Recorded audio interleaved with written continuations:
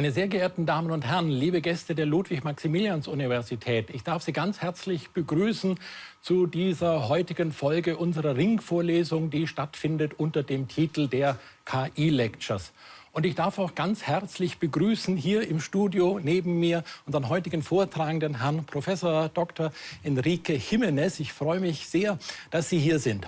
An dieser Stelle würde jetzt normalerweise der Satz kommen, bevor ich Sie ein bisschen näher vorstelle, erlauben Sie mir noch ein paar grundsätzliche Bemerkungen zu machen zur Idee der KI-Lectures in diesem Wintersemester.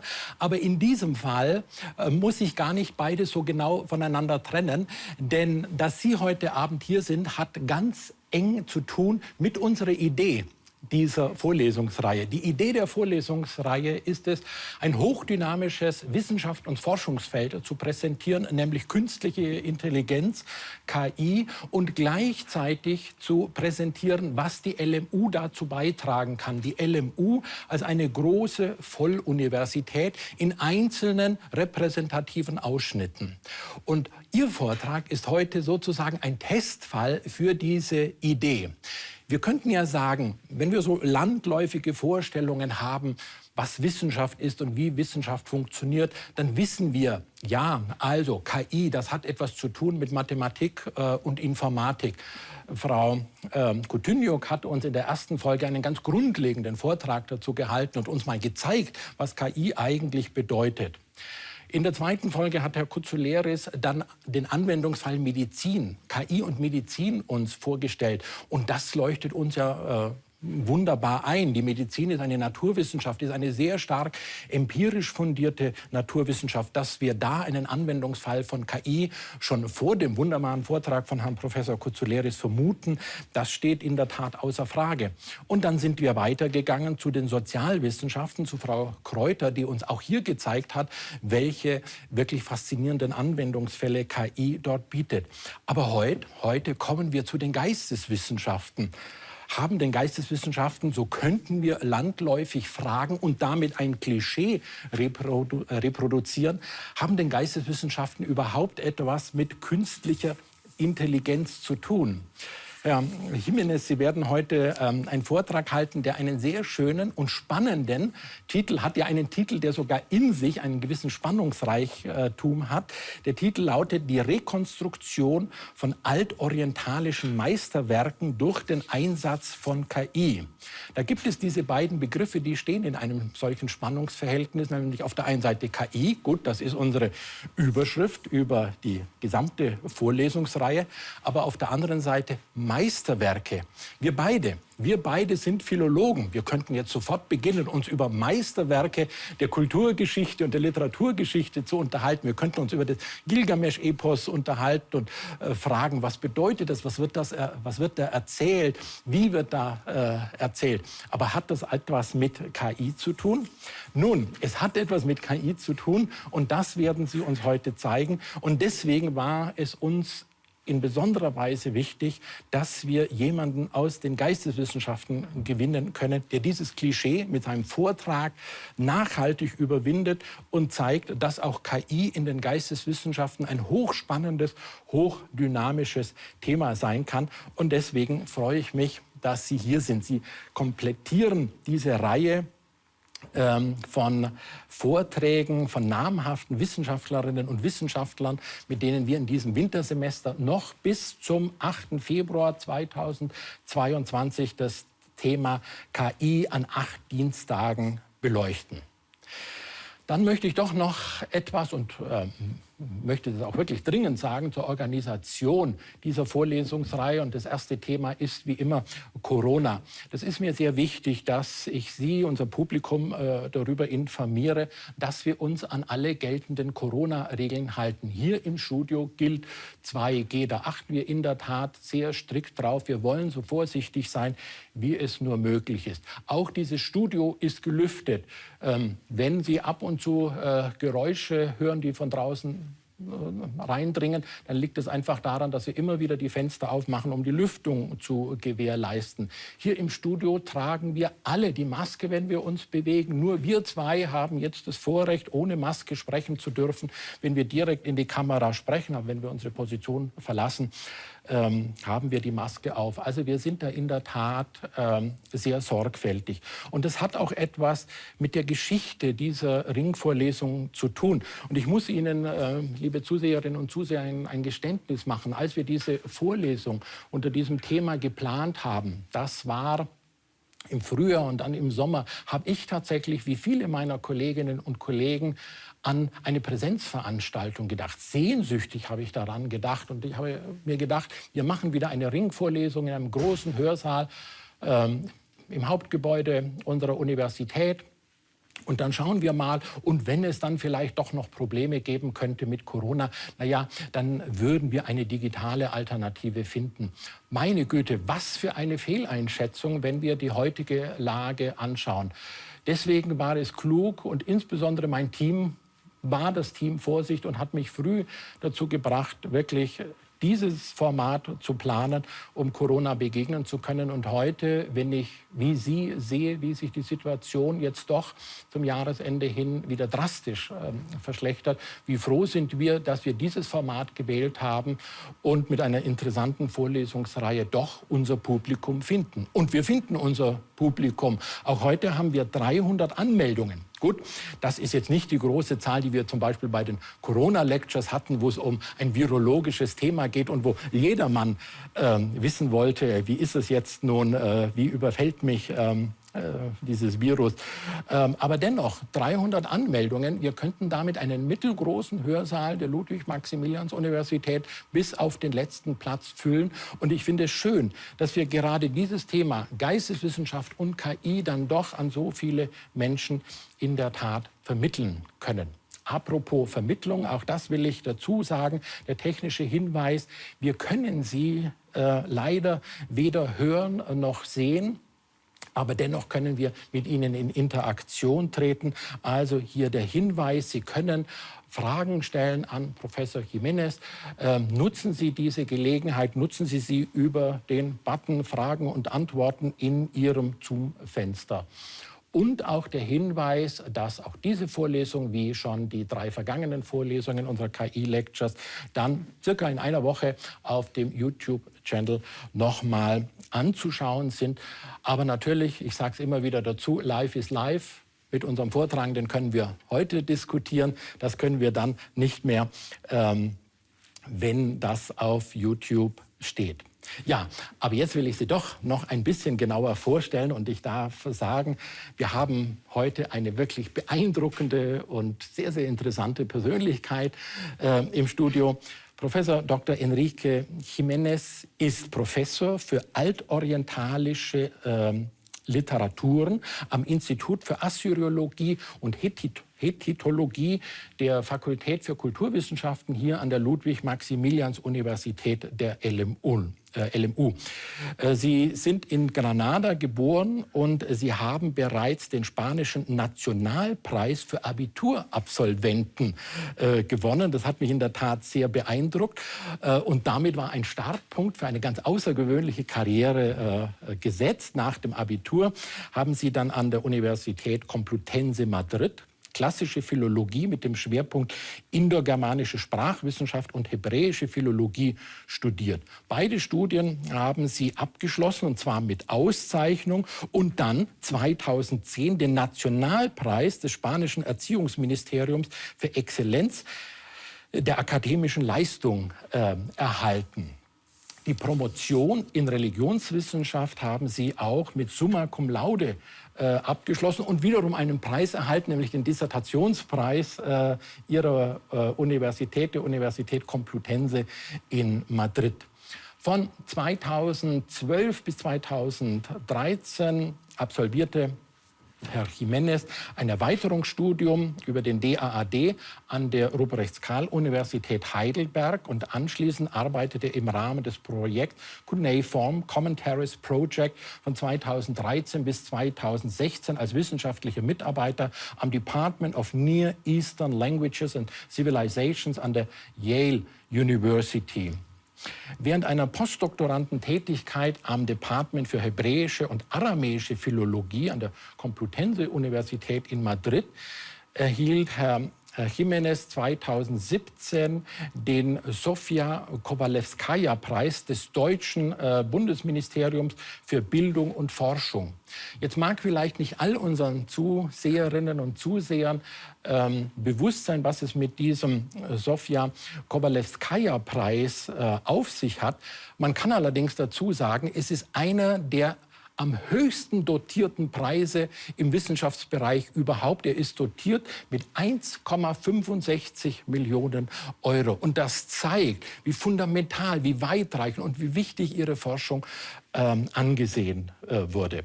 Diesen Preis haben Sie nämlich erhalten für das Forschungsprojekt Electronic Babylonian Literature.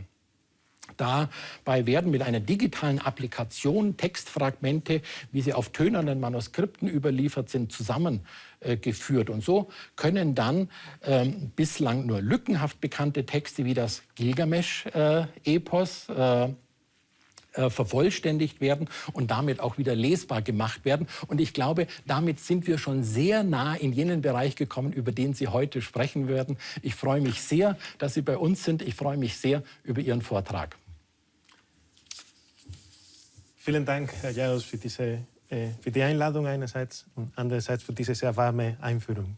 Es ist mir eine Ehre, hier heute meine Forschung und die Forschung meiner Gruppe vorstellen zu dürfen. Ich muss zu Beginn sagen, was Herr Jaros schon gesagt hat, dass ich kein KI-Experte bin. Ich bin weder Datenwissenschaftler noch Entwickler. Ich bin ein Philologe.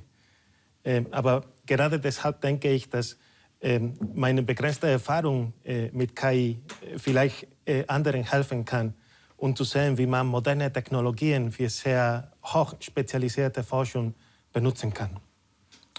Manchmal hat man den Eindruck, dass KI ausschließlich von großen Firmen wie Facebook oder Google benutzt werden kann, manchmal mit fragwürdigen Zielen. Ich werde heute aber versuchen zu zeigen, wie sie auch dazu genutzt werden kann, um uns bei der Lektüre der ältesten Schriftzeugnisse der Menschheit, nämlich die Dokumente, die in Keilschrift geschrieben sind, zu helfen.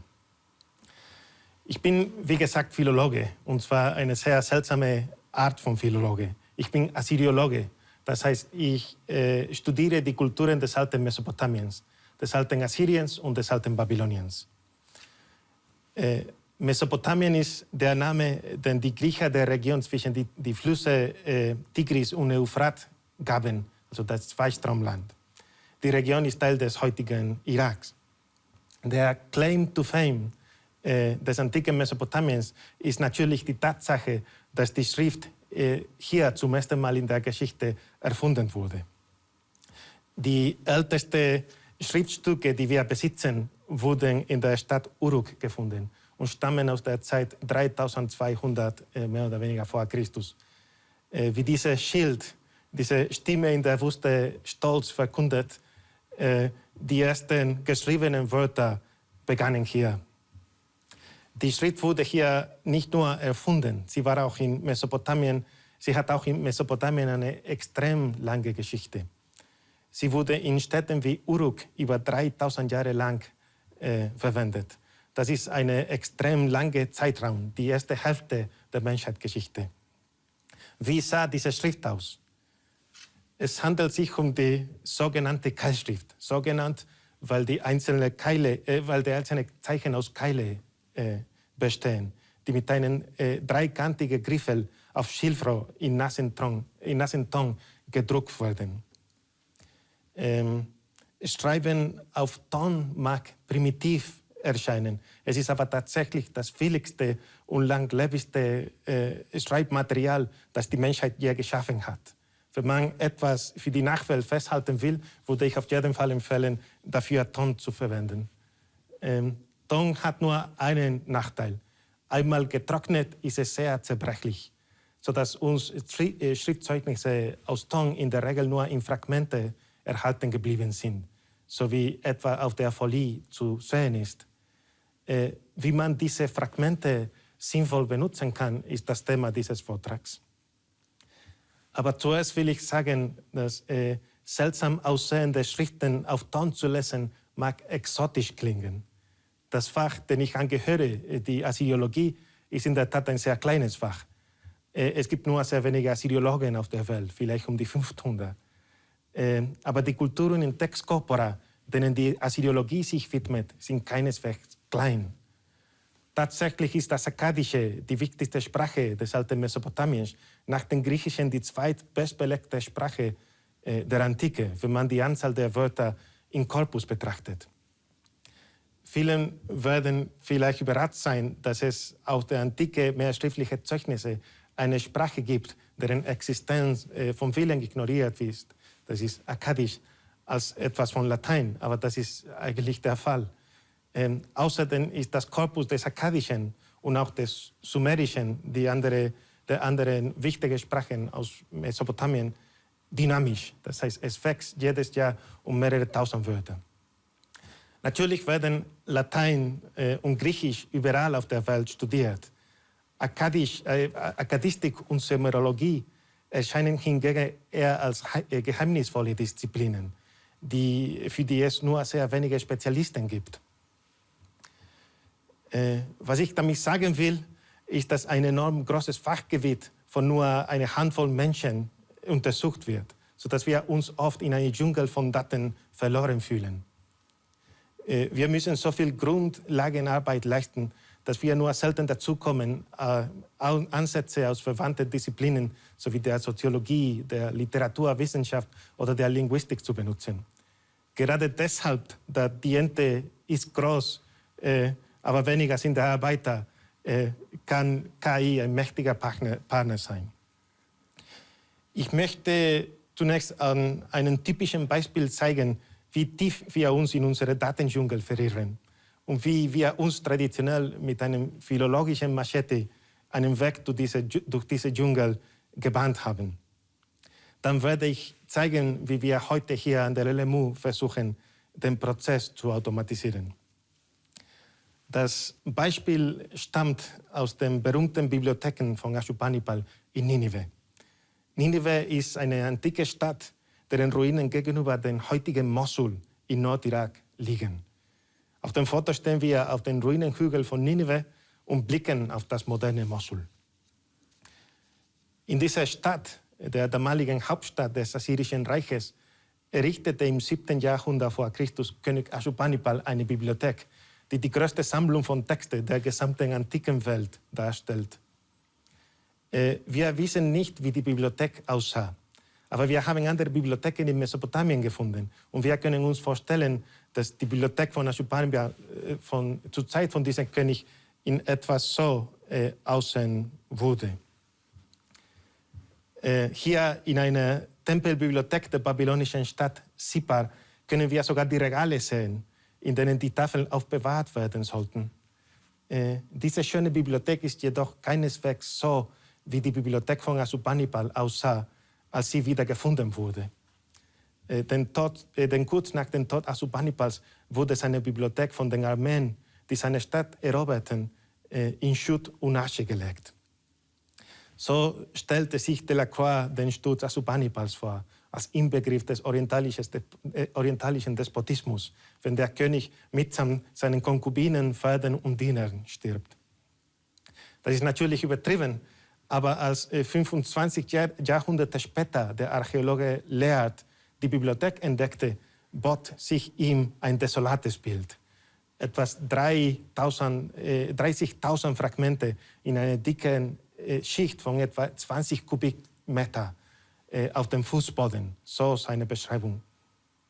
Schon damals prophezeite Leard, es müssen viele Jahre vergehen, bis die unsäglichen Fragmente zusammengesetzt werden können. Vermutlich hätte er nie gedacht, dass wir heute 180 Jahre später noch dabei sein würden. Trotz der Bemühungen von Generationen von Assyriologen ist die Arbeit noch lange nicht beendet. Die Meisterwerke der babylonischen Literatur, die Werke, die König Ashurbanipal und seine Gelehrten zur Hand hatten, sind noch voller Lücken und im Zustand ständiger Rekonstruktion. Dies ist der Fall des berühmten Gilgamesch-Epos, das Herr Jaraus gerade eben erwähnt hat, das die Abenteuer von König Gilgamesch auf seinen Streben nach Unsterblichkeit erzählt. Dieses lange Gedicht beginnt mit einem programmatischen Prolog, der König Gilgamesch als des weisesten aller Menschen beschreibt.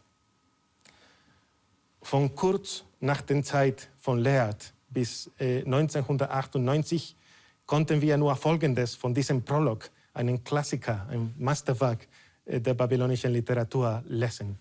Der die Tiefe sah, des Landes, der kannte, alles, der die Tiefe sah, des Landes, der kannte, alles, Man kann sich leicht vorstellen, wie frustrierend es ist, sowas zu lesen und wie frustrierend es für Generationen von Assyriologen gewesen ist.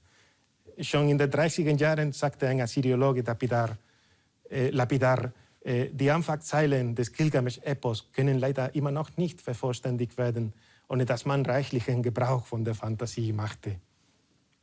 1998 entdeckte ein Altorientalist im British Museum ein Fragment des fehlenden Teils. Und diese Entdeckung machte Schlagzeilen auf der ganzen Welt. So fängt die Weltliteratur an, sagte man damals.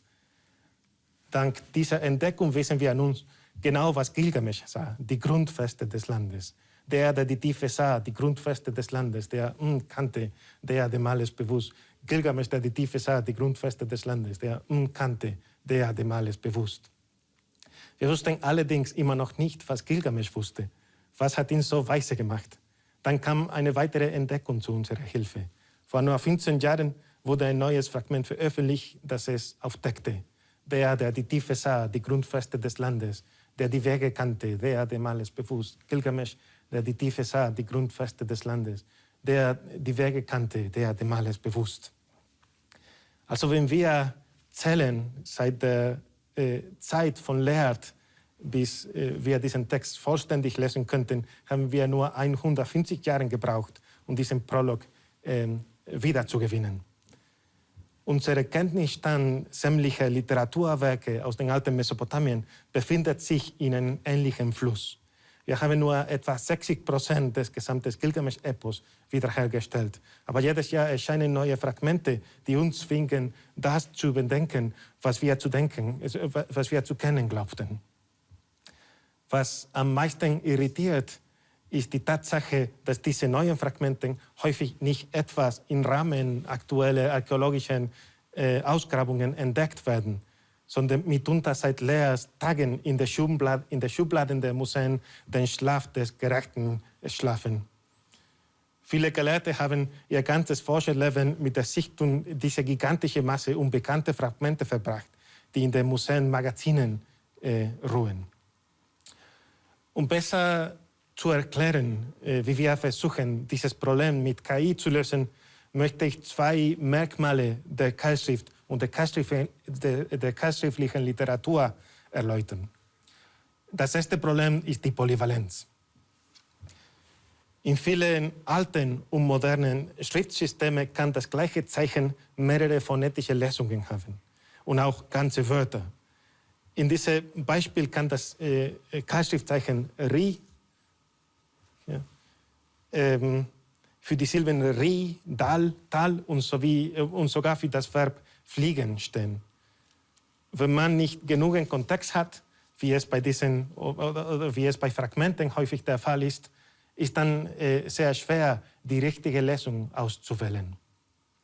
Wenn man genug Kontext hat, also wenn man zum Beispiel die erhaltene Zeile lang genug ist, dann ist Polyvalenz in der Regel kein Problem, weil es in der Regel nur eine richtige Lesung von einem Zeichen gibt. In einem Projekt, das wir kürzlich mit einigen israelischen Kollegen durchgeführt haben, haben wir einen Computer mit 3 verschiedenen KI-Modellen trainiert. Wir haben den Computer mit einer Reihe von Keilschriftzeichen gefüttert und da hat der Computer auf den Grundlagen von Texten, die er zuvor gelesen hatte, vorhergesagt, was die wahrscheinlichste Lesung von jedem Zeichen war. Mit einem relativ kleinen Trainingskorpus, weniger als 20.000 Zeilen und ohne Verwendung einer Zeichenliste, erreichte der Computer Genauigkeiten von bis zu ca. 98%. Gelegentlich machen einige der Modelle kleine Fehler, die wahrscheinlich verschwinden würden, wenn mehr Texte zu Training verwendet worden wären. Die Ergebnisse sind jedoch so hervorragend, dass es bei bestimmten besonders gut erhaltenen Texten den Menschen übertrifft. Bei kleinen Fragmenten wäre dieser Ansatz jedoch nicht möglich. Da hier, wie gesagt, viele Lesungen von jedem Zeichen möglich sind, ist die einzige Lösung, ist der einzige Weg, die Anzahl Möglichkeiten zu reduzieren, das Fragment zu identifizieren und somit mehr Kontext wiederherzustellen. Mit anderen Worten, bei Fragmenten gibt es keine richtige Lesung eines Zeichens. Die Lesung ist nur dann richtig, wenn man das Fragment identifiziert. Bisher habe ich das erste größte Problem dargestellt, mit dem wir konfrontiert sind. Das Problem der Polyvalenz des Keilschriftzeichens. Jetzt möchte ich aber das zweite Problem vorstellen, das an sich schon eine Lösung ist. Das Problem besteht darin, dass wir keine einzige Tafel haben, die wir zusammenstellen können und so etwas wie der Anfang von Gilgamesch rekonstruieren können. Wir haben eine Vielzahl von Manuskripten, die sich teilweise überschneiden. Die Werke der Keilschriftliteratur sind in der Regel nicht nur in jeweils einem Manuskript erhalten, sondern in mehreren. Aber wir haben von jedem von diesen Manuskripten nur wenige Stücken. Auf diese Weise kann die mesopotamische Literatur rekonstruiert werden und so haben wir auch hier in der LMU das Problem formuliert. In diesem Beispiel haben wir ein Fragment eines Manuskripts, das wir Manuskript A1 nennen werden. Wenn wir Glück haben, finden wir ein Fragment eines anderen Manuskripts desselben Textes, das sich teilweise mit A1 überschneidet und das wir Manuskript B nennen werden. Es handelt sich also um zwei Kopien desselben Textes, also zwei unabhängige Manuskripte. Diese Identifizierung wird es uns ermöglichen, ein weiteres Fragment unseres ersten Manuskripts, Manuskript A, zu identifizieren. Dieses neue Fragment kann man dann verwendet werden, um weitere Teile von Manuskript B zu identifizieren und davon A und so wird der Text wachsen. Aber es ist wichtig zu betrachten, dass es sich um verschiedene Manuskripte handelt.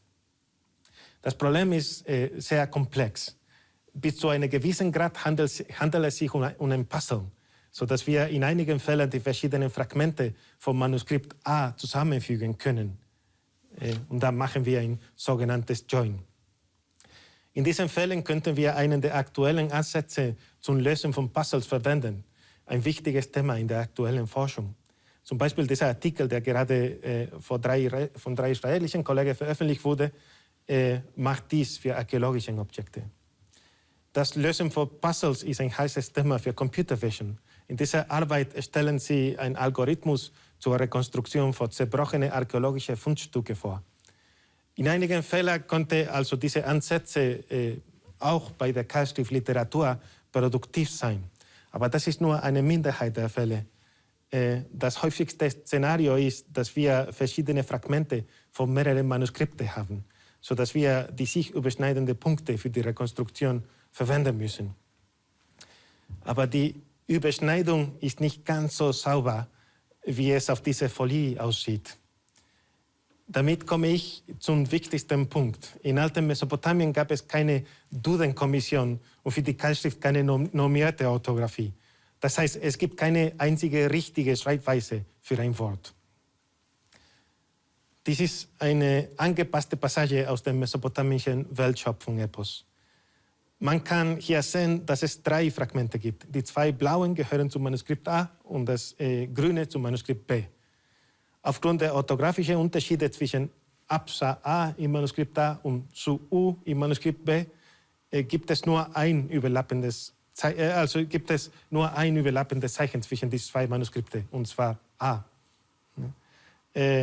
Das ist das wichtigste Problem für die Identifizierung für Fragmente. Bei kleinen Fragmenten kommt es also vor, dass nur 1 oder 2 Zeichen mit einem anderen Manuskript übereinstimmen. In diesem Fall nur nur das Zeichen A zwischen Manuskript A und Manuskript B und Na zwischen Manuskript B und Manuskript A2. Das Matching ist also sehr problematisch. Wie sind wir traditionell mit diesem Problem umgegangen? Ich möchte in den nächsten Minuten erläutern, wie traditionelle Fortschritte auf diesem Gebiet gemacht worden sind. Das heißt, ich möchte den Prozess vorstellen, den wir hier zu automatisieren versuchen. Traditionell würde man mit einem Fragment wie diesem beginnen. Man würde eine möglichst genaue Transliteration davon machen. Das erste Problem, mit dem man sich auseinandersetzen musste, wäre die Polyvalenz. Jedes Zeichen hat in der Regel nicht nur eine mögliche Lesung, sondern mehrere, wie schon erwähnt. Dies war einer der kritischen Punkte in traditionellen Verfahren. Man musste sich auf das Gedächtnis und die Intuition verlassen. Wenn man genug Texte gelesen hat und im rechten Moment den rechten Einfall hat, dann kann man vielleicht ein Wort aus dem Kontext herauslesen. In diesem Fall kann man davon ausgehen, dass es sich um das Wort Utsumshu oder so handelt. Das ist der kritischste Faktor, die Intuition. Liegt man richtig, dann kann man das Wort in einem Wörterbuch oder einem Konkordat nachschlagen und mit Hilfe des Wörterbuchs die Ausgabe der zitierten Textes finden. Und dann könnte man das Glück haben, das Stück in das Puzzle einzupassen und dann ein Wort im Text wiederherzustellen. In diesem Fall handelt es sich um einen Text, in dem dialogisch um die Existenz göttlicher Gerechtigkeit gestritten wird. Dieses kleine Fragment ermöglicht es uns, ihn vollständig zu lesen. Hier das neue Wort ist in Blau. Der Onage, der Wildessel, der das üppigste Gras knabbert, hat er mal auf die edlen Pläne eines Gottes geachtet. Der wilde Löwe, der das letzte Fleisch verschlingt, hat er mal Mehl geopfert, um den Zorn einer Göttin zu besänftigen. Das ist, wie man sehen kann, sehr viel Mühe für sehr wenig Ertrag. Das Problem bei der traditionellen Verfahren ist, dass es zu viel von Zufall abhängt. Wenn man ein Wort nicht erkennen kann, weil es im Fragment nicht vollständig erhalten ist, dann kann man nichts tun. In den meisten Fällen gibt es also kein Ergebnis. Aus einem Katalog von kleinen Fragmenten konnten oft weniger als 10% identifiziert werden. Dieser Rekonstruktionsprozess will meine Forschungsgruppe, die Electronic Babylonian Literature, automatisieren und dadurch, wie ich gerne sage, der Frustration den Krieg erklären. Das Projekt wie von Herrn Jaraus erwähnt, von einem Sofia Kowalewskaja-Preis der Humboldt-Stiftung finanziert, besteht im Wesentlichen darin, eine riesige Datenbank von Fragmenten, ein Fragmentarium zu erstellen, und eine weitere mit Texten, mit einem Korpus zu erstellen und dann sie von Algorithmen abgleichen und nach möglichen Übereinstimmungen durchsuchen zu lassen. Die Zusammenstellung einer umfangreichen Datenbank mit Fragmenten ist ein alter Traum des Faches. Viele Wissenschaftler haben seit dem 19. Jahrhundert versucht, auf analogen Wege ein Fragmentarium zu erstellen. Im Rahmen dieses Projekts haben wir all diese Sammlungen von Fragmenten von Gelehrten aus der Vergangenheit gesammelt. Zusätzlich konnten wir auch auf viele Sammlungen zurückgreifen, die noch aktive Forscherinnen und Forscher zur Verfügung gestellt haben. Insgesamt haben wir etwa 25.000 Seiten mit handschriftlichen Transliterationen gescannt. Und der größten Beitrag hat jedoch das IBL-Team geleistet, das Tausende von Tafeln von Fotos aus umschrieben hat. Zusätzlich haben wir auch ein Fotoprojekt im British Museum und im Irak Museum in Bagdad gestartet, um so viele Fragmente wie möglich zu fotografieren. Dies sind zwei der ca. 8.000 Fotos, die unsere Fotografen im Rahmen des Projekts aufgenommen haben. Und so haben wir etwas kompiliert, das vorher nicht gab. Ein riesiges Korpus von Transliterationen von Fragmenten. Es ist sehr umfangreich, es enthält 260.000 Zeilen und es wurde schnell in nur 3 Jahren zusammengestellt. Das gesamte IBL-Team hat jedes Fragment mehrmals überarbeitet und wir stützen uns in vielen Fällen auf die Arbeit früherer Gelehrter, sodass die Transliterationen ganz genau sind. Im Moment ist das Fragmentarium nur Fachleuten vorbehalten, aber wir werden es im Frühjahr für alle zugänglich machen. Die Suche im Fragmentarium abstrahiert die angegebenen Lesungen in ihre ursprünglichen Keilschriftzeichen. Wenn hier also zum Beispiel die Lesung pa, la angegeben ist, wandelt das Suchfeld in die Keilschriftzeichen die für diese Periode spezifisch sind und findet aus Texte mit denselben Zeichen, selbst wenn die Lesungen anders sind. Mit Hilfe eines geschickten Regex-Ausdrucks ist es außerdem möglich, einzelne Zeichen in aufeinanderfolgende Zeilen zu finden. Dieses sehr einfache Werkzeug ist äußerst leitungsfähig und es hat uns und vielen anderen Forschern ermöglicht, Tausende von neuen Keilschriftstücken zu identifizieren. Besonders erfreulich ist auch, dass dieses Instrument von anderen Wissenschaftlern und Wissenschaftlerinnen auf der ganzen Welt genutzt wird, um ihre eigenen Rekonstruktionen voranzubringen. Auf diese Weise haben wir die Rekonstruktion der meisten mesopotamischen Texte erheblich vorangebracht. Auf dieser Folie zeige ich nur einige der Fragmente, die wir mit diesem Instrument wie die Teile eines Puzzles zusammengestellt haben. Wir haben fast 1000 solche Teile gefunden. Was früher ein ganzes Leben gedauert hätte, haben wir dank der Technik in nur wenigen Monaten geschafft. Ich muss betonen, dass der Beitrag dieser einfachen, flexiblen Suche viel mehr war als nur ein Puzzle. Wir haben zu praktisch jedem einzelnen Text aus den alten Mesopotamien neue Manuskripte, neue Zeilen hinzugefügt. Ich selbst arbeite aktuell an der Rekonstruktion eines weitgehend unbekannten mesopotamischen Textes, der eine Sammlung von Parodien verschiedener Texte zu sein scheint. Ich habe ihm den vorläufigen Titel Universalparodie gegeben. Einer der Abschnitte parodiert zum Beispiel die mesopotamischen Hymnen, in denen die Götter in der ersten Person sprechen und sich selbst preisen. Eine für heutigen Ohren sehr seltsame Gattung. Es muss auch für die Mesopotamier seltsam geklungen haben, denn sie haben eine Parodie davon geschafft. In dieser Parodie spricht die Göttin der Liebe und des Krieges, Ishtar, in scheinbar lobenden Wörtern über sich selbst. Aber das Ergebnis ist nicht ganz gelungen. Die Göttin Ishtar sagt, unter der ganz Kleinen, unter der ganz Großen, unter alle Frauen gibt es keine wie mich. Ich ähnle einem Elefanten in meinen Gliedern, eine Hyäne in meiner Gesicht. Ich bin groß von Statur, wie eine Schildkröte. Ich kann nicht zerquetscht werden. In ihrem Versuch, sich selbst zu preisen, sagt Ishtar, sie sei wie ein Elefant und eine Hyäne. Dies ist ein außergewöhnlich wichtiger Text, um zu verstehen, wie die Mesopotamier mit ihrer eigenen Literatur gespielt haben, wie sie ihre eigene Literatur verstanden haben. Es ist aber leider sehr fragmentarisch erhalten. Dank des Fragmentariums ist es aber nun möglich, diesen Text zu rekonstruieren. Auf der Folie sind 3 neue Stücke zu sehen, die allein in den letzten 3 Wochen dank des Fragmentariums gefunden worden sind. Mit diesen kleinen Stücken wächst der Text langsam und vor den eigenen Augen wird dieser Text einer der Lieblingstexte der mesopotamischen Schuljungen wieder zum Leben erweckt. Früher hätte es Jahrzehnte gedauert, bis man auf diese eher unscheinbaren Fragmente gestoßen wäre. Jetzt ist es nur eine Frage von Sekunden.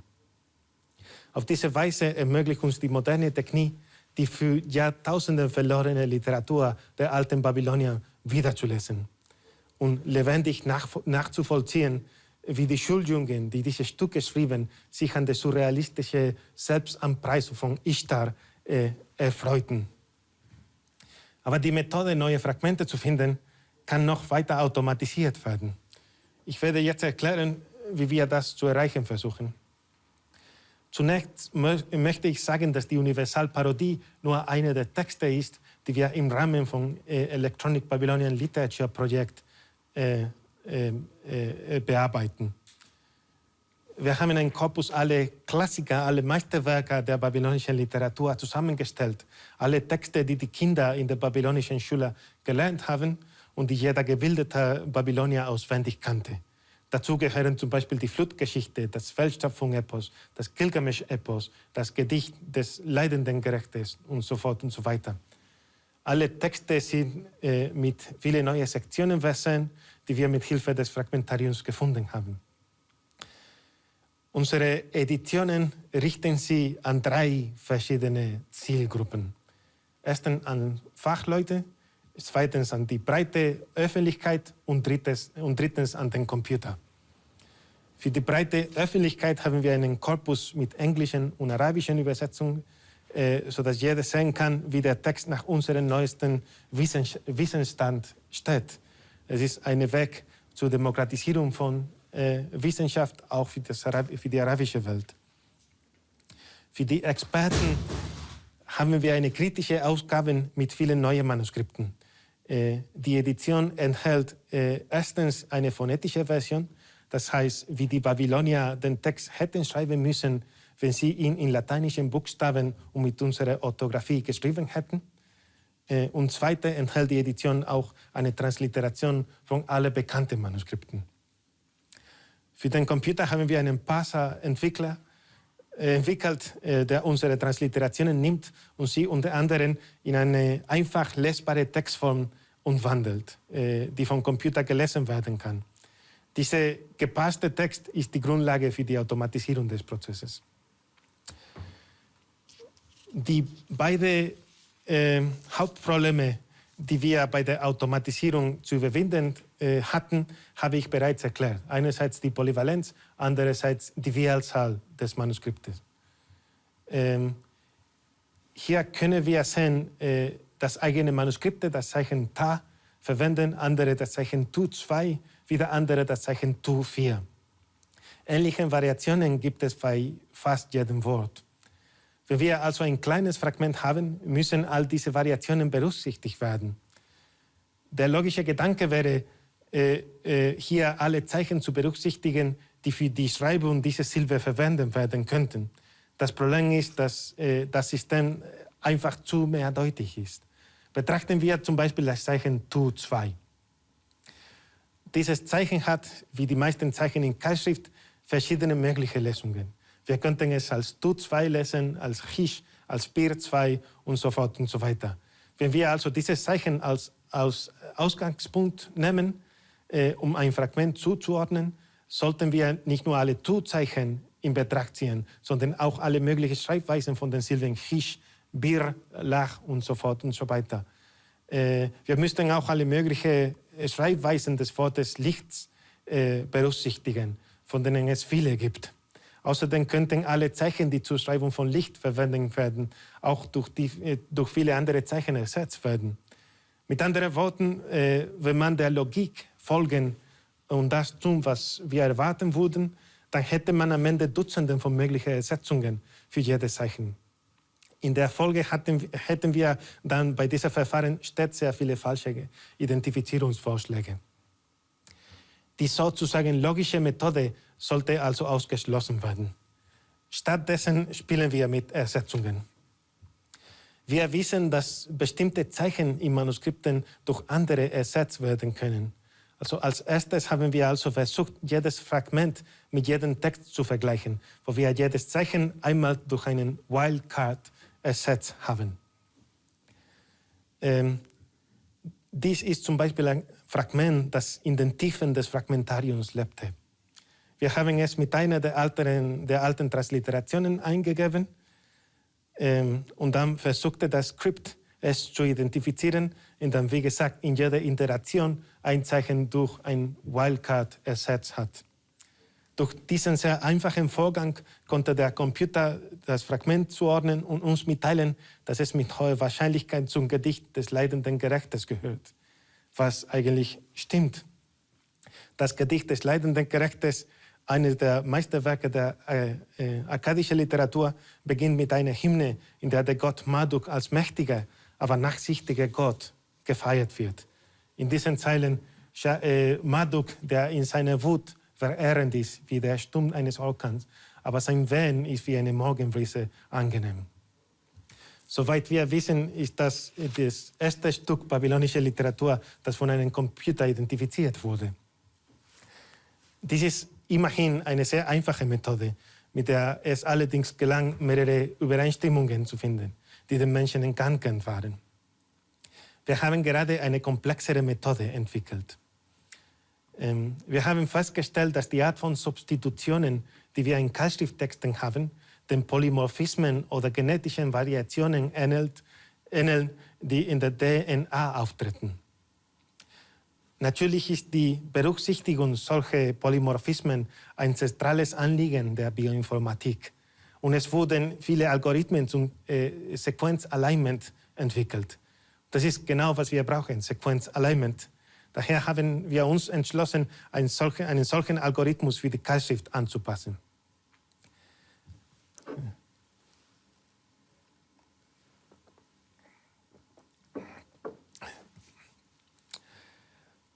Also zunächst haben wir mit einem Alignment-Algorithmus die Manuskripte von jeder Zeile den Korpus automatisch geglichen und auf diese Weise eine Liste von den häufigsten Ersetzungen in Keilschrift kompiliert.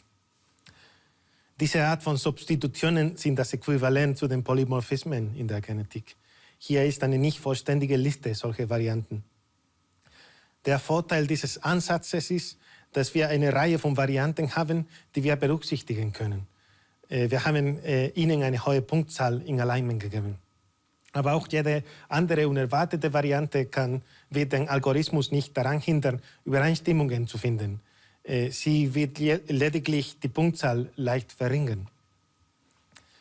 Mit diesem Ansatz können wir selbst die kleinsten Fragmente korrekt alignen und auch Lücken berücksichtigen. Die Lücke auf dem Bild, auf der Folie, sind die Bindestriche, und diese Art von Lücken gibt es auch in noch nicht vollständig sequenzierte DNA-Sequenzen, die von Algorithmen zum Sequenzalignment in der Bioinformatik aufgerichtet werden. Im Fall des Fragments des Leidenden gerechnet ist das Alignment perfekt. So, wir haben diesen Algorithmus fein abgestimmt, indem wir einige bekannte Alignments als Entwicklungsmenge und den Rest, die nicht für die Entwicklung verwendet sind, als Testmenge verwendet haben. Zum Testen haben wir 100 kleine Fragmente der Schöpfung-Epos verwendet und den Algorithmus gegen das gesamte Korpus laufen lassen. Die Methode war in der Lage, fast jedem Fragment den richtigen Kontext zuzuordnen, also fast 92%. Dies ist ein sehr vielversprechendes Ergebnis. Wir haben gerade die feine Abstimmung des Algorithmus abgeschlossen, sodass der Computer in Kürze damit beginnen wird, alle Fragmente des Fragmentarius abzufragen. Wir sind alle sehr gespannt und davon überzeugt, dass es ein entscheidender Schritt für die Rekonstruktion sein wird. Ich nähere mich nun zum Ende meines Vortrags. Ich möchte nur kurz besprechen, was die meisten im Kopf haben. Ist es möglich, dass der Computer Keilschrifttafeln lesen kann? Natürlich ist die Zeichenerkennung ein sehr wichtiges Thema, auch in der Altorientalistik. Aktuell besteht das größte Problem bei der Entwicklung dieser Technologie noch darin, dass wir nicht genügend gut annotierte Daten haben. Deep Learning benötigt eine große Menge an Trainingsdaten und die gibt es noch nicht.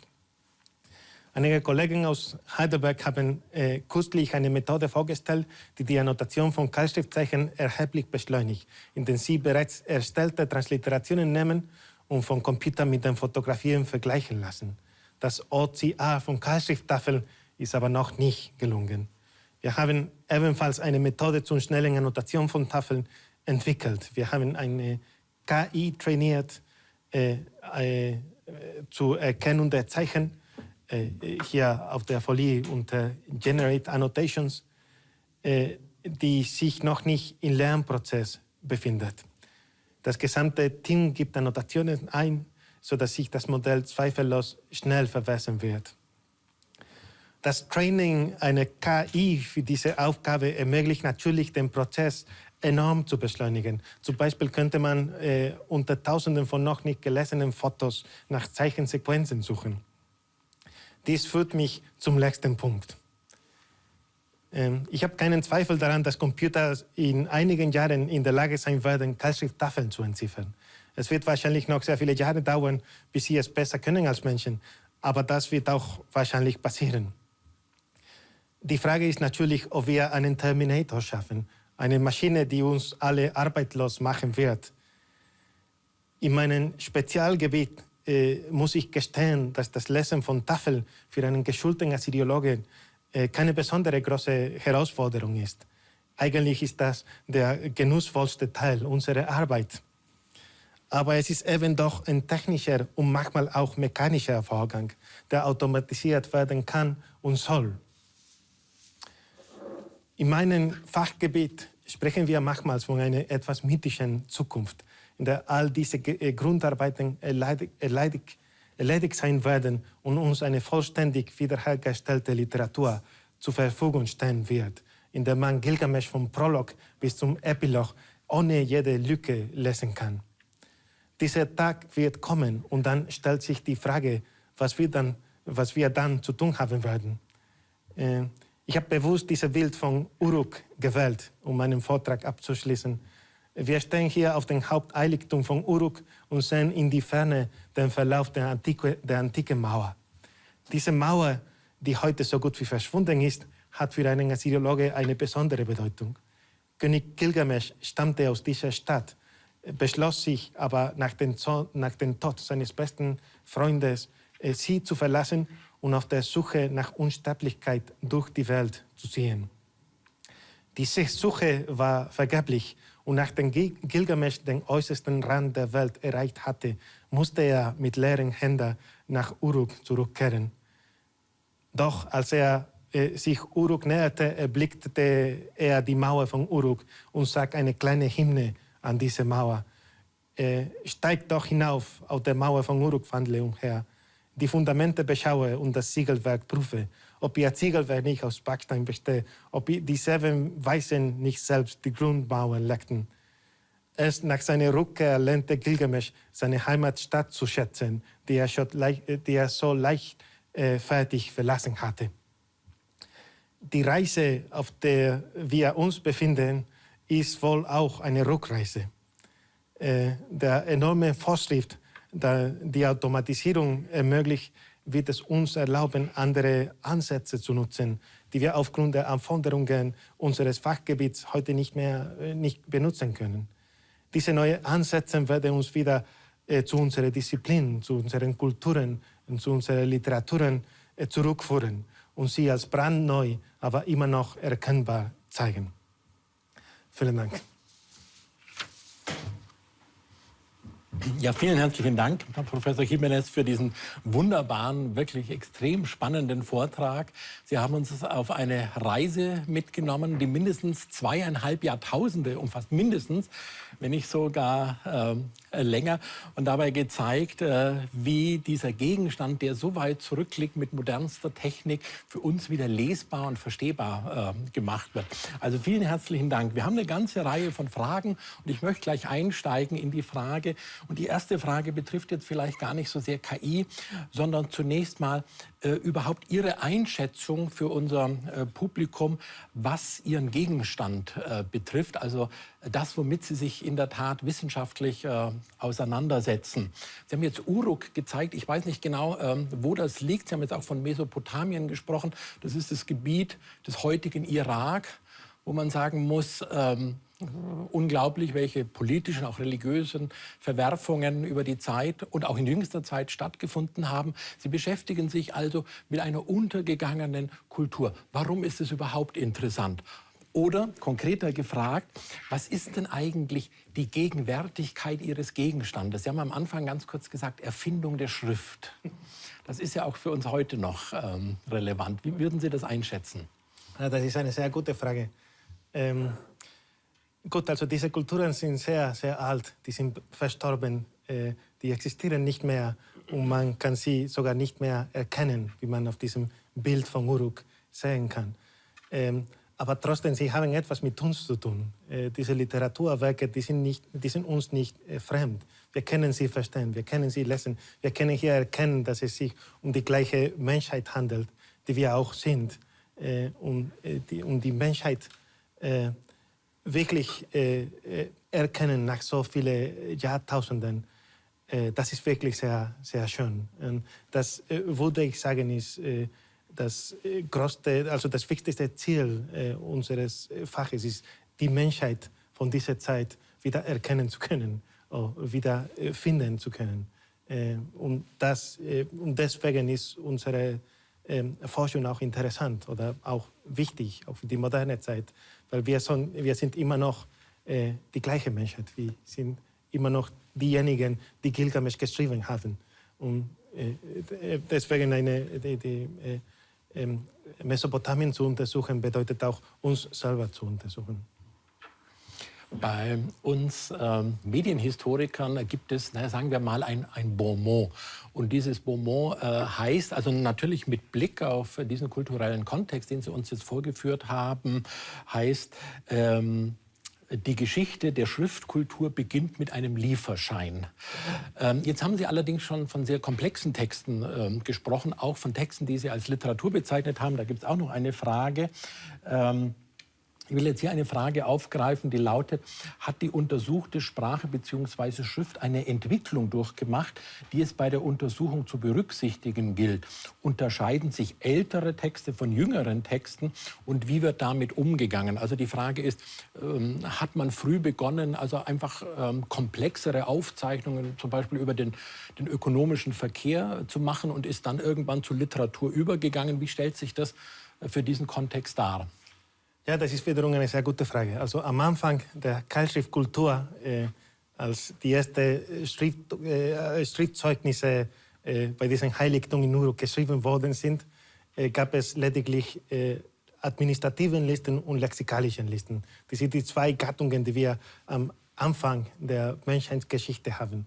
Aber kurz danach, in etwa 400, 500 Jahren später, vielleicht ein bisschen länger, also in Mitte der 3. Jahrtausend vor Christus, haben wir schon Literatur.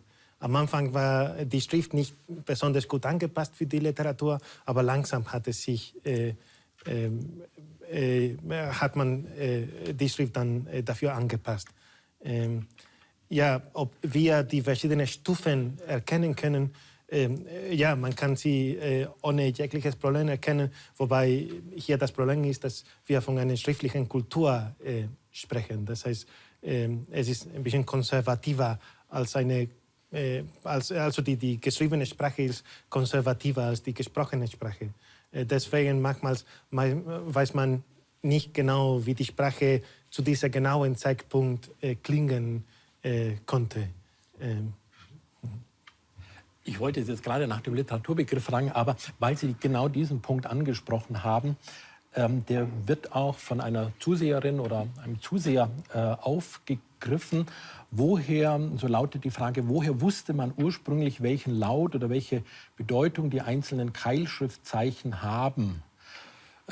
Wie ist diese Verbindung? Soweit ich weiß, gibt es eben das für das alte Ägyptische nicht. Man weiß nicht, wie diese Sprache geklungen hat, aber ja, in diesem Feld schon. Das ist wiederum eine sehr gute Frage. Also die Entzifferung der Keilschrift ist eine der größten Leitungen, der großen Taten der Wissenschaft im 19. Jahrhundert. Es ist noch immer so gefeiert, aber es ist eigentlich einer der wichtigsten Schritte der Wissenschaft im 19. Jahrhundert, also mindestens der Geisteswissenschaftler. Man hatte damals einen Text, der in 3 verschiedenen Sprachen geschrieben wurde, und man konnte keine von dieser Sprache erkennen. Also die 3 Sprachen waren komplett unbekannt, auch das Schreibsystem war unbekannt. Aber die Leute, die es damals entziffert haben, haben durch eine Serie von Vermutungen und Schlussfolgerungen entziffern können. Bei der Akkadischen haben wir den Vorteil, dass Akkadisch eine semitische Sprache ist. Es ist mit Hebräisch oder Arabisch oder Äthiopisch verwandt. Das heißt, wir wissen mehr oder weniger, wie es klingen sollte. So, wenn wir das Italienisch nicht hätten, wenn wir nur geschriebene Schriftzeugnisse von den Italienisch hätten, könnten wir aufgrund des Spanischen und des Französischen den Italienischen wiederherstellen. Und das war auch bei uns der Fall mit den Akkadischen. Jetzt haben Sie eine Frage schon beantwortet. Ich will die Frage aber trotzdem noch mal vorlesen, weil sie also sehr zielsicher genau in diesem Problemzusammenhang verortet ist. Die Frage lautet zunächst mal ganz einfach, man muss darauf kommen, jetzt wo Sie diese 3 Sprachen erwähnt haben, gab es so eine Art von Rosetta Stone? Die begleitende Frage lautet, gab es vielleicht andere Sprachen, die sozusagen als Zwischenspeicher gedient haben, um dann diese Entwicklungslinie bis zur heutigen Entzifferung zu gewährleisten. Sie haben jetzt gerade von den semitischen Sprachen gesprochen. Das scheint also so eine Speichersprache gewesen zu sein. Genau, ja, also in unserem Fall gab es eine Rosetta Stone, aber der Unterschied war, dass wir kannten keine der Sprachen. Bei der Rosetta Stone konnte man das Griechisch lesen. Bei unseren Rosetta Stone, die sogenannte Behistung-Inschrift, konnte man keine der Sprachen lesen. Und daher ist die Leistung so unglaublich hervorragend, dass es entziffert worden war. Wenn wir ganz kurz bei dem Rosetta Stone bleiben, der ist ja nun auch ein wissenschaftsgeschichtliches Datum, der auch unseren Zugang zu Ägypten auf ganz neue Grundlagen gestellt hat.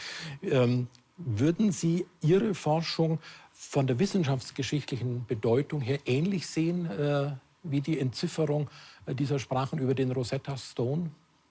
Sie meinen, ob schafft es auch einen solchen Zugang wie der Rosetta Stone beispielsweise den Zugang zum Altägyptischen geschaffen hat? Also diese Inschrift meinen Sie, ja, die genau. ich gerade also erwähnt habe. Ja, also ja, das war damals sehr wichtig, aber auch es gab eine andere Sprache, die in Mesopotamien sehr wichtig ist, das Sumerische, das in dieser Inschrift gar nicht vertreten war. Also aber auch dazu haben die Mesopotamier uns sehr viele Wörterbücher hintergelassen, die wir benutzen können, um diese geheimnisvolle Sprache, also nicht wirklich geheimnisvoll, aber isolierte Sprache zu entziffern und zu verstehen, das Sumerische.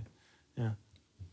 Jetzt würde ich ganz gerne zurückkommen auf die Ausgangssprache. Beispielsweise haben Sie auch von einer Universalparodie gesprochen. Da klingt natürlich für den Neugermanisten schon irgendwie mit, die schleglische Idee der Universalpoesie. Ich würde Sie ganz gerne mal nach dem Literaturbegriff fragen. Also wir sind ja Philologen, wir arbeiten historisch. Und historisch zu arbeiten heißt, nie davon auszugehen, dass alles immer schon so war, wie wir es jetzt vorfinden. Also dass sich auch Vorstellungen grundsätzlich ändern. Welche Art von Literatur gab es denn in diesen Kontexten schon? Das muss ein Literaturbegriff sein, der zumindest nicht deckungsgleich ist mit unserem heutigen Literaturbegriff. Ja, das ist eine sehr gute Frage. Also das Problem in Mesopotamien ist, dass es keine Poetik gibt. Es gibt keine, so wie Aristoteles eine Poetik verfasst hat, gibt es keine ähnliche Sache in Mesopotamien. In Mesopotamien gibt es fast keine Metaliteratur, also Literatur, die beschreibt, was die Literatur ist. Und deswegen ist es sehr problematisch, eben von Literatur zu sprechen. Es ist sogar problematischer, wenn man von Epen oder Lyrik oder solche Sachen spricht. Aber allein Literatur ist schon ein problematischer Begriff in Mesopotamien. Und wir gehen davon aus, dass es gibt ein paar emische Kriterien, die man benutzen kann. Einerseits ist, welche Texte hat man wofür benutzt. Ja? Also wenn wir wissen, dass man eine Bibliothek von nur eine bestimmte Gattung von Texten hatten, oder verschiedene, dann kann man davon ausgehen, dass sie es als verwunden gesehen hatten. Ja? Aber im Wesentlichen, wenn man von Epos spricht, das bedeutet, dass es ähnlich wie das Epos in Griechenland ist. Aber über die griechische Literatur gibt es ja dann doch schon auch Tradierungslinien zum Lateinischen und dann über das Lateinische sozusagen die europäischen Sprachen und Vorstellungen. Ja, genau. Also in Mesopotamien ist die Frage, ob es Tradierungslinien zwischen Mesopotamien und Griechenland gab. Es ist eine sehr umstrittene Frage. Es gibt sehr viele Meinungen dazu. In manchen Fällen ist es sehr deutlich, dass manche Griecher die mesopotamische Literatur, mindestens Teile davon, gelesen haben. Aber das ist eine wirklich komplett Minderheit. Ein berühmter Assyriologe hat einmal gesagt, dass Homer hatte nie Gilgamesch gelesen. Und das ist wahrscheinlich der Fall. Hier ist noch mal eine ganz interessante Frage. Ich würde die noch mal einleiten, indem ich sozusagen auf das Basiswissen eines Studiums von Mediengeschichte eingehe. Also wir lernen, das deutsche Wort schreiben kommt vom lateinischen scribere und das heißt dann ursprünglich ritzen, also eine Verletzung der Oberfläche und damit schon einen die Schaffung eines dreidimensionalen Artefakts. Und da fragt jemand, warum werden die Fragmente in Anführungszeichen nur abfotografiert und nicht beispielsweise mittels 3D-Scanner abgetastet? Wäre das nicht von der Auflösung her besser für das, was Sie da haben? Ja, das ist eine sehr gute Frage. Wir haben es auch versucht, mit 3D zu scannen und auch mit anderen Techniken, so wie ATI zum Beispiel. Aber die Auflösung bei 3D war nicht, für unsere Ziele nicht genug. Es gibt auch andere Projekte, die versucht haben, große Sammlungen in 3D zu scannen.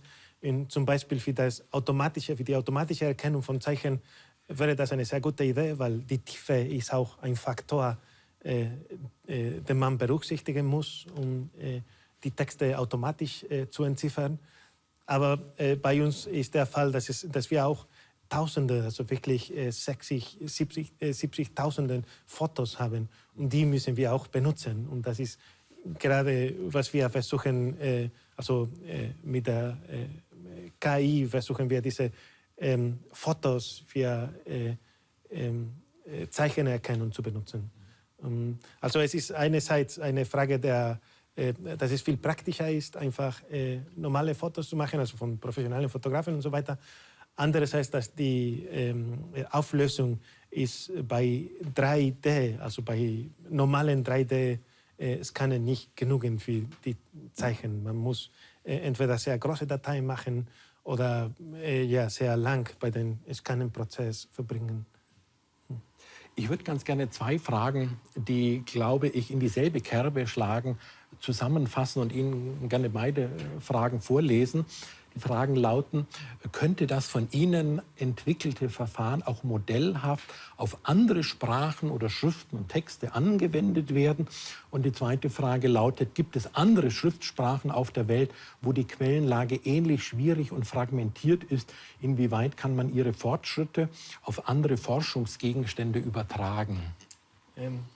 Vielen Dank. Also einerseits kann man diese Idee für andere Sprachen verwenden und man hat versucht, etwas Ähnliches wie das Griechische zu verwenden. So wie das Griechische gibt es eine riesige Sammlung von Fragmenten aus Oxyrhynchus, die alle in Oxford sind. Man hat damals Tausende von Fragmenten ausgegraben. Man hat einmal gerechnet, dass es etwa 600 Jahre dauern würde, die traditionell zu publizieren. Und dann hat man gedacht, dass man es beschleunigen musste. Und deswegen hat man ein ähnliches Algorithmus auch für das Griechische angepasst. Also die zweite Frage, ja, es gibt andere Literaturen, andere Kulturen, die genauso fragmentarisch sind. Bei unserer Kultur ist aber meines Wissens die einzige, wo wir Hoffnung haben, alles oder fast alles wiederherzustellen. Es ist sehr unwahrscheinlich, dass wir alle unbekannte Werke von Sophokles oder irgendwann finden werden. Es ist eher unwahrscheinlich, dass das passieren wird. Es ist sehr unwahrscheinlich, dass wir zum Beispiel die phönizische Literatur, die wir wissen, einmal existierte, wiederfinden werden. Aber es ist sehr wahrscheinlich, dass wir eines Tages Gilgamesch von Anfang bis zum Ende lesen werden. Also es gibt andere Kulturen, die sehr fragmentarisch sind, sogar fragmentarischer. Aber bei keiner meines Wissens gibt es so eine große Hoffnung, dass wir eines Tages alles lesen werden. Sie haben jetzt in Ihrem Vortrag mehrmals den Begriff Puzzle verwendet. Und ich nehme an, das war gar keine Metapher, sondern das war tatsächlich in der Tat der Begriff. Und dann fragt auch jemand, kann man mit der Methode neben der Zusammenfügung von Texten, wenn Texte doch einigermaßen abstrakt aufgefasst werden, kann man damit auch die Zusammensetzung von realen Tontafeln ins Werk setzen oder wird das auch gemacht? Werden die auf der Welt verstreuten physischen Fragmente auch real zusammengefügt? Ja, danke, das ist wiederum eine sehr gute Frage. Ich habe kurz erwähnt, dass es eigentlich eine Methode gibt, oder neulich entwickelt wurde, um archäologische Fragmente zusammenzustellen.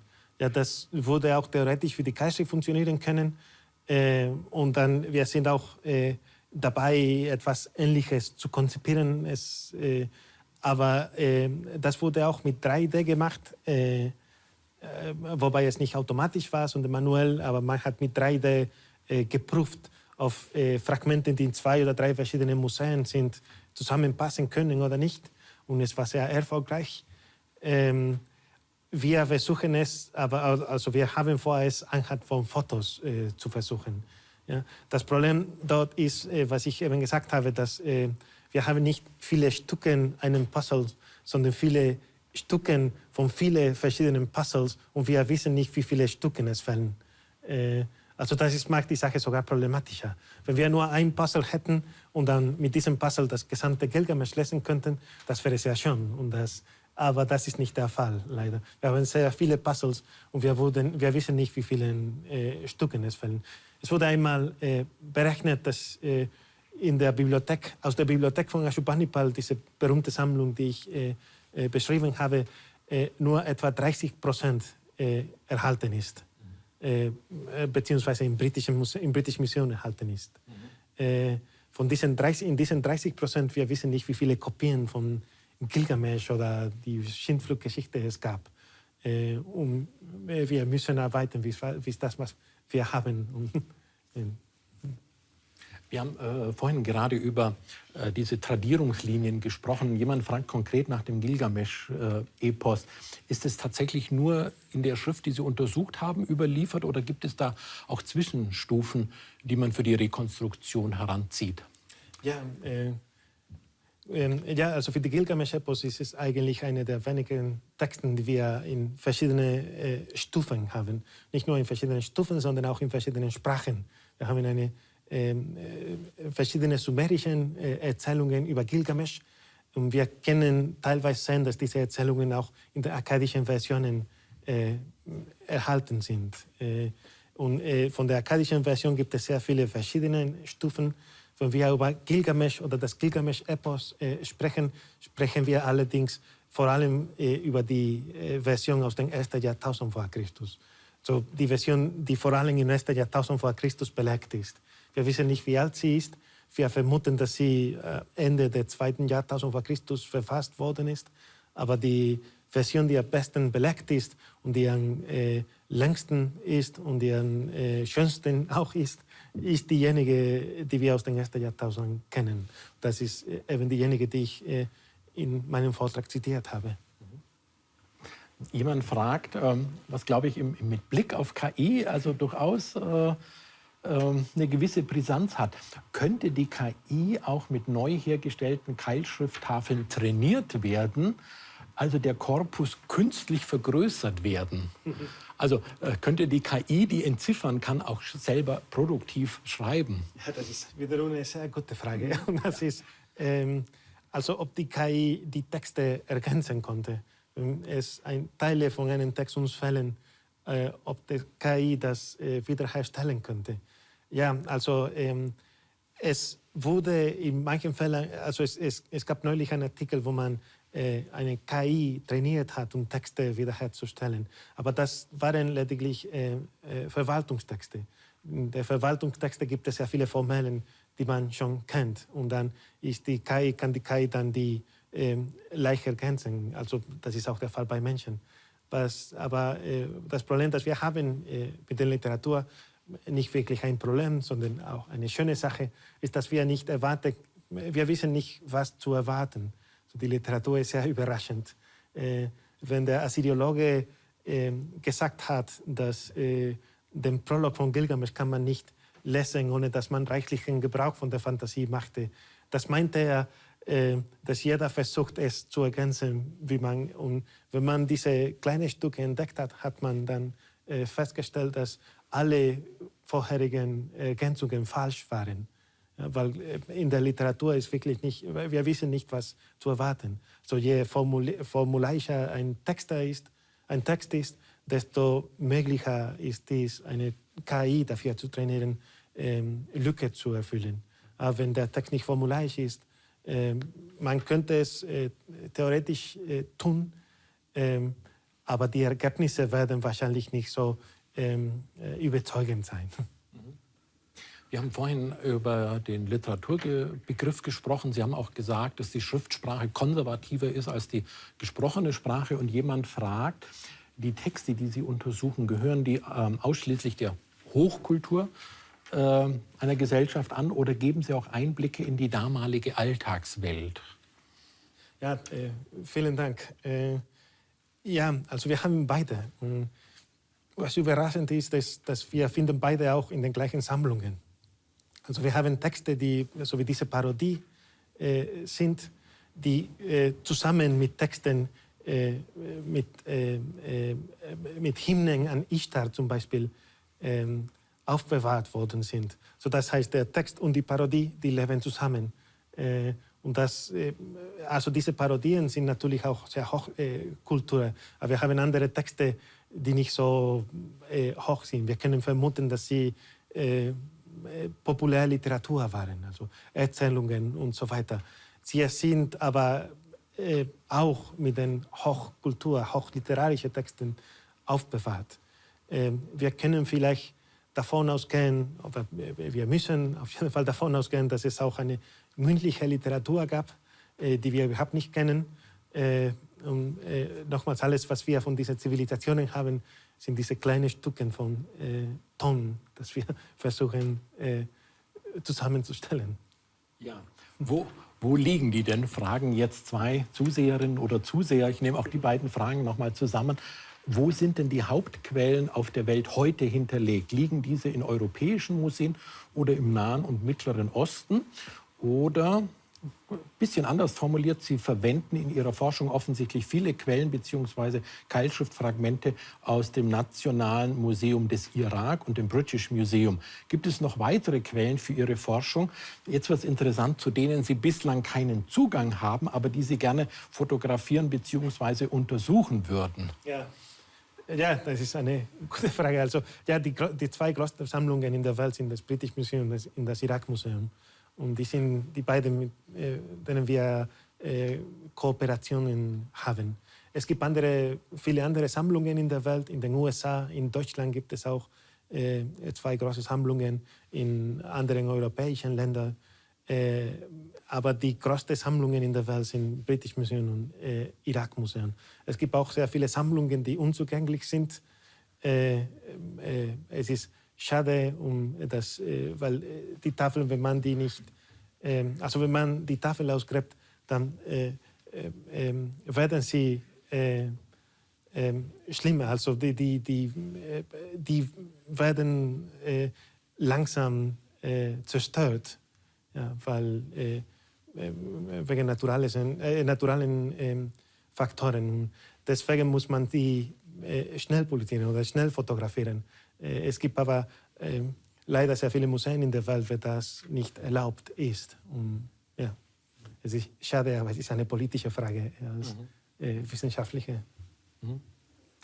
Jemand fragt jetzt konkret nach der Übersetzung. Welche Rolle spielt bei Ihrer Arbeit die Übersetzung? Wie findet man eigentlich eine möglichst korrekte Übersetzung, die sowohl auf die alte Kultur eingeht, als auch heute verständlich ist? Und dann gibt es noch einen Zusatz. Wenn man an die Bibelübersetzung denkt, hat man auch viele Schwierigkeiten und man interpretiert und übersetzt immer wieder neu. Ja, die Übersetzung ist ein sehr wichtiges Thema, auch für die KI natürlich. Aber als Philologe ist die Übersetzung vielleicht ein Kampf zwischen dem Wörterbuch und der Text. Der Text will eine Sache sagen, das Wörterbuch will eine andere Sache sagen. Und man muss immer einen Kompromiss finden zwischen die beiden, also das Paradigma und die Literatur sozusagen. Ich sehe die Übersetzung als einen Kampf eigentlich zwischen diesen zwei Faktoren. Wenn man ein guter Übersetzer ist, benutzt man nicht nur ein Wörterbuch, sondern auch, was man als Sprachgefühl oder so nennen konnte. Das ist, ja. Eine Frage, die daran anschließt und auch an unsere Frage nach der Literatur, aber jetzt weniger auf Literatur bezogen, sondern mehr auf Geschichtsschreibung. Jemand fragt, wenn Sie die Texte entziffern und damit ja auch übersetzen, stoßen Sie auch auf zeitgenössische Aufzeichnungen von damaligen Geschichtsschreibern, die vergleichbar sind mit bekannten römischen Geschichtsschreibern? Ja, also es gibt ein paar, also die Historiografie in Mesopotamien ist gar nicht so wichtig, wie es in Griechenland oder in Rom ist. Aber es gibt ja große Werke von Historiografie, was man als Historiografie in Mesopotamien nennen konnte. Das Problem ist eben das Gleiche, das wir in Rom oder Griechenland haben, dass man nicht weiß, wie man es nehmen sollte. Also ob alles stimmt oder nur ein Teil davon stimmt oder nicht stimmt. Ob alles Propaganda ist oder auch Wahrheit darunter gibt. Aber das ist, wie gesagt, das gleiche Problem, das wir auch in Rom oder Griechenland eben auch mit modernen Historikern haben. Wenn man an das alte Ägypten denkt, dann kann man sich vielleicht an sehr populäre Darstellungen von Schreiberfiguren erinnert fühlen. Und jemand fragt, konkret danach bezogen auf Ihr Untersuchungsfeld, wer waren denn die Produzenten der damaligen Tontafeln? Gab es Schreiber, also professionelle Schreiber, oder war die Textproduktion demokratisch? Danke. Ja, also die meisten, also im Fach von Literatur, die meisten Manuskripte, die wir haben, wir wissen, dass sie in der Schule produziert worden sind. Die sind Übungen. Also die Schreiber oder die Lehrlinge haben damit versucht, die Sprache und die Schrift zu lernen. Und daher finden wir, so je jünger der Schreiber, desto mehr Fehler man findet. Aber soweit wir wissen, die meisten literarische Keilschrifttafeln wurden von Schülern kopiert. So von Kindern, die vielleicht jünger als 25 Jahre oder so waren. Wie demokratisch es war, es ist ja eine immer wieder umstrittene Frage. Es kommt darauf an. In manchen Perioden war die Keilschrift sehr, sehr einfach. Man konnte mit etwa 100 Zeichen einfach Keilschrift schreiben und lesen.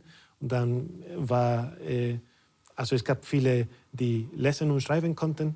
In anderen Perioden war die Keilschrift sehr, sehr schwierig. Und es gab bis zu 300 Zeichen, die normal waren. Und dann war die Schreibweise wiederum sehr schwierig, mit vielen verschiedenen möglichen Schreibweisen für jedes Wort. Und dann gab es wahrscheinlich nur wenige Leute, die schreiben und lesen konnten. Wir sprechen ja jetzt über die Gegenstände, über den abstrakten Gegenstand Text, aber auch über den konkreten Gegenstand, das Material Ton. Und da fragt jemand, finde ich ganz, ganz interessant, spielt bei der Zuordnung der Texte zueinander auch die physische Untersuchung der Tafeln eine Rolle? Zum Beispiel eine zeitliche Zuordnung über die Radiokarbonmethode, also vermutlich Altersbestimmung. Ja, also bei Keilschrifttafeln, dass sie kein organisches Material erhalten oder fast keinen, es ist einfach Ton, ist Radiokarbon leider nicht möglich. Auch andere Methoden, die man entwickelt hat, um archäologische Funde zu datieren, die basieren sich in der Regel auf organischen Materialien, was wir in Keilschrifttafeln fast nicht haben. So manchmal findet man ja etwas Kleines innerhalb des Tons, aber das ist eine Ausnahme und man weiß natürlich nicht, ob die Tafel, ob das Material also zu gleicher Zeit als die Tafel dort war. Also, ja, andere Methode hat man auch versucht, um Tafel nicht so zu datieren, weil die Datierung ist immer noch nicht möglich, also nur mit technischen Methoden, aber zur Analyse von Tafeln, von der chemischen Komposition von Tafeln. Und das hat man schon seit einigen Jahren versucht. Die Ergebnisse sind, finde ich, noch nicht 100% dabei, aber es wird sich bestimmt schnell entwickeln. Und vielleicht werden wir auch in der Zukunft das benutzen können. Ein Problem ist auch, dass wenn man die Tafeln ausgräbt und die konserviert, dann ist somit die chemische Komposition der Tafel geändert. Und dann muss man auch solche Faktoren in Betracht ziehen. Also zum Beispiel, wenn man nach zwei Fragmenten suchen will, die chemisch ähnlich sind, dann muss man auch solche Sachen in Betracht ziehen. Dass, wenn die zwei unabhängig ausgegraben worden sind und konserviert worden sind, dann ist die chemische Komposition auch anders. Ich will abschließend zwei Fragen zusammenfassen. die Ihr Fach betreffen und die Fachperspektiven. Jemand fragt und leitet es sogar sehr schön mit einer Anrede ein, lieber Herr Jiménez, inwiefern glauben Sie, werden sich die Anforderungen eines zukünftigen Assyriologen in Anbetracht von KI verändern? Speziell, glauben Sie, man wird in Zukunft überhaupt Keilschrift noch lernen? Und die andere Frage kann man gleich direkt anschließen. Sie lautet, wie bereiten Sie Ihre Studierenden auf die zukünftigen Aufgaben vor? Ist Informatik ein perspektivischer Bestandteil der Ausbildung von Assyriologen? Ja, sehr gute Fragen. Ja, Informatik sollte viel wichtiger sein bei der Bildung von Assyriologen, weil viele der Herausforderungen, die wir haben, kann man entweder automatisch oder fast automatisch lösen. So, das ist eine wichtige Frage.